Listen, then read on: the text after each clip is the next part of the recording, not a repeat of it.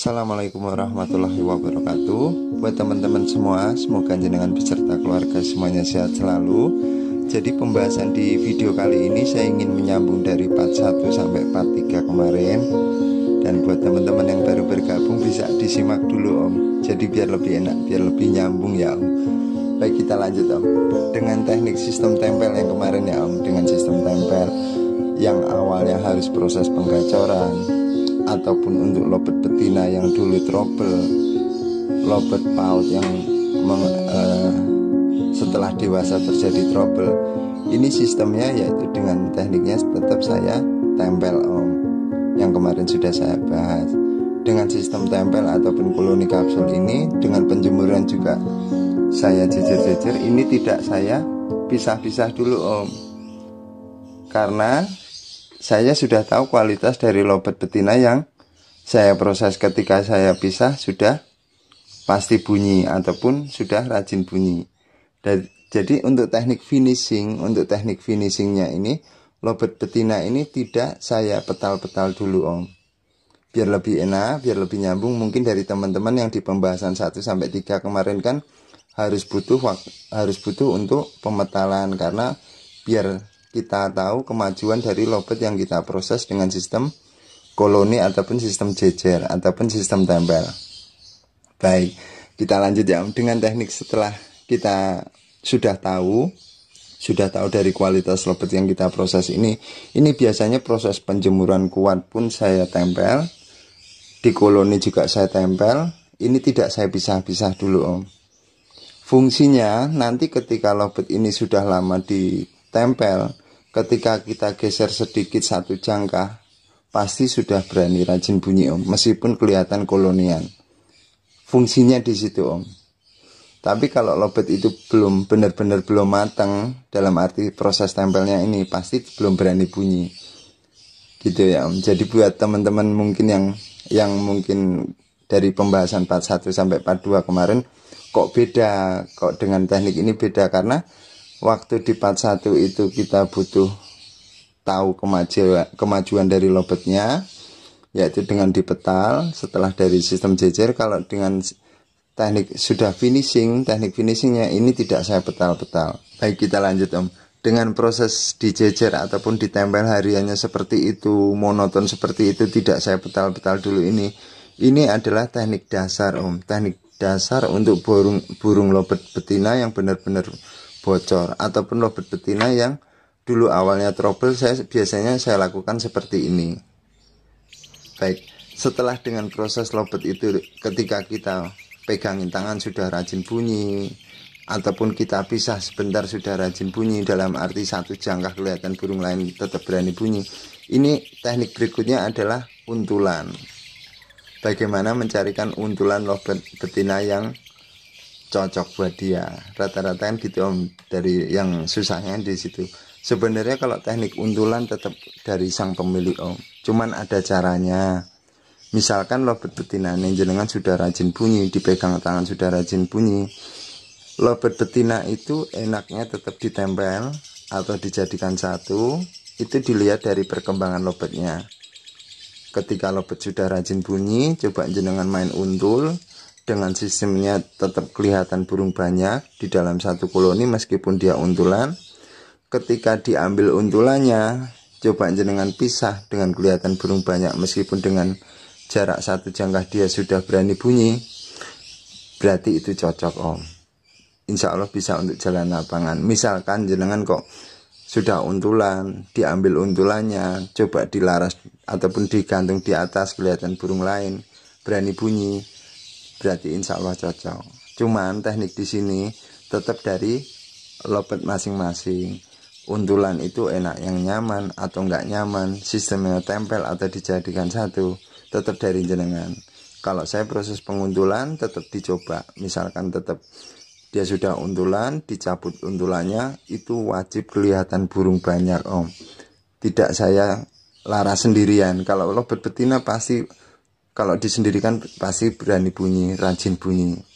Cuman untuk teknik, untuk bagaimana biar cocok dengan untulannya, tetap kelihatan burung banyak.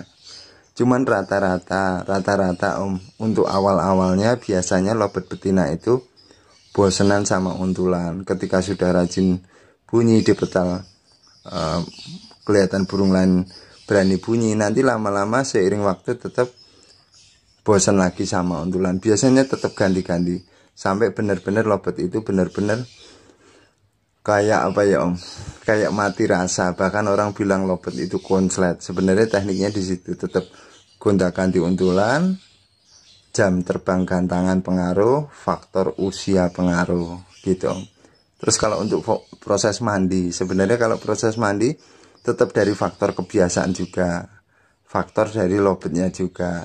Kalau saya pribadi untuk proses mandikan burung, kalau sudah burung itu benar-benar bocor, sudah ada untulan dan sudah sering jalan lapangan, itu untuk proses lobet betina yang sudah bocor, proses mandinya seperti itu Om. Dan proses awal gitu ya Om. Baik, kita lanjut Om. Dengan teknik seperti ini untuk lobet-lobet betina yang trouble ataupun lobet betina yang dari ternakan, ini juga bisa diolah Om. Kalau untuk lobet-lobet betina yang dari ternakan ataupun dari teman-teman yang dulu punya player terus jenengan ternak, ini yang sering banget ditanyakan, ataupun dari teman-teman yang mungkin belum pernah mengalami dengan proses ini, coba ketika lobet betina itu di kandang kotak, jantannya jenengan ambil, betinanya biar di kandang kotak dulu. Setelah rajin bunyi baru pindah di kandang kapsul, baru proses disendirikan lagi, ataupun seperti mengolah lobet factor biasa. Setelah rajin bunyi di ruangan sendiri seperti lobet kita proses lobet factor itu, baru proses sistemnya ditempel lagi ataupun dijejer lagi dengan prosesnya seperti yang di part 1 ataupun part 2. Setelah proses tempel ataupun koloni kapsul, penjemuran juga ditempel. Setelah itu proses pemetalan sendiri ataupun digantung di tempat yang dia nyaman, lanjut kita koloni lagi. Itu untuk proses yang lobet betina yang dari ternakan ataupun sudah pernah diternak. Prosesnya seperti itu. Terus kalau misalkan dia lemak dan segala macam, tetap penjemuran kuat. Jadi inti dari teknik di sini yaitu memainkan birahi sama emosinya Om. Karena kondisi lobet seperti ini pasti birahi tinggi.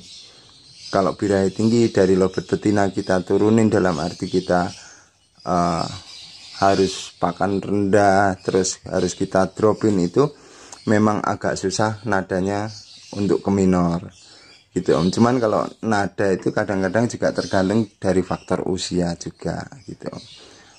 Gitu ya. Mungkin pembahasan di sini mungkin sampai sini dulu biar lebih enak. Nanti mungkin dari teman-teman yang kurang paham bisa ditanyakan di komentar, dan buat teman-teman yang mungkin belum nyimak, disimak dulu baru ditanyakan gitu ya Om, biar lebih enak. Rata-rata saya minta maaf dari teman-teman menanyakan dulu, yang ditanyakan sesuai apa yang sudah ada di video gitu ya Om.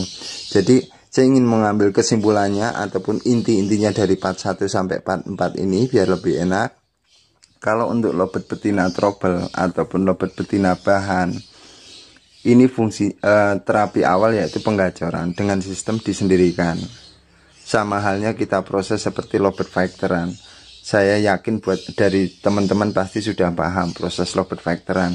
Disendirikan satu ruangan, pakan rendah, rajin dimandikan. Itu kan untuk proses lobet penggacoran lobet betina, dan biasanya rata-rata mudah gacor ataupun dengan sistem full krodong. Setelah proses seperti itu, tetap masuk ke koloni kapsul, direndeng-rendeng. Setelah direndeng, dijejer-jejer juga penjemuran jejer-jejer.